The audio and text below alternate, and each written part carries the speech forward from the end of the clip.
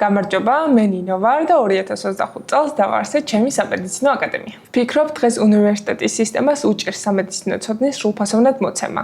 პატარა ჩავარდნაც კი საკმარისია, რომ სრულიად გამოეთიშო პროცესებს. თითქოს ხმმა იციან, შენ კი დაიკარგე, ჩამორჩი და არც არაფერი გისწავლია აქამდე.